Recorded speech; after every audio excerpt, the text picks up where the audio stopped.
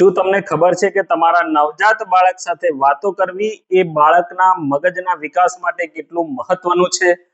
મિત્રો, નવજાત બાળક ભલે શબ્દો ન સમજતું હોય પણ જન્મથી જ એ આપણા અવાજો, આપણા સ્વર અને આપણી અભિવ્યક્તિઓને આરામથી શોષી લે છે. જ્યારે તમે એની સાથે નરમ અવાજમાં વાત કરો છો, ગીતો ગાઓ છો અથવા તો એને વાર્તા કહો છો, ત્યારે એના મગજમાં લાખો કરોડોની સંખ્યામાં નવા કનેક્શન્સ બને છે.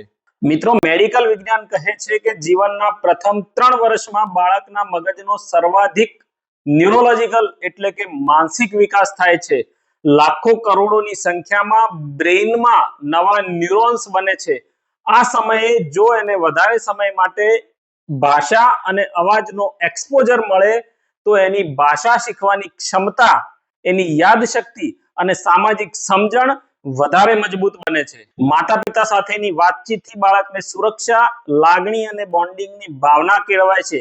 જ્યારે તમે એની આંખોમાં જોઈને વાત કરો છો ત્યારે બાળક ચહેરાના હાવભાવ પણ સમજવા માટે પ્રયત્ન કરે છે. એટલે જ્યારે પણ તમે તમારા નવજાત બાળકને નવડાવતા હો, ફીડિંગ આપતા હો કે પછી ફક્ત ખોળામાં લઈને બેઠા હો, ત્યારે હંમેશા એની સાથે બોલતા રહો, વાત કરતા રહો, ઇવન ગીતો ગાઓ અથવા તો પછી શ્લોકો બોલો.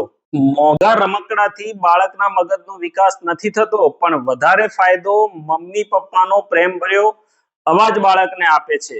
જો આ માહિતી તમને ઉપયોગી લાગી હોય તો તમારા મિત્રોને અને બીજા માતા પિતાઓને શેર કરવાનું ભૂલતા નહીં અને અમારી ચેનલને સબસ્ક્રાઇબ અને ફોલો કરવાનું પણ ભૂલતા નહીં. આભાર.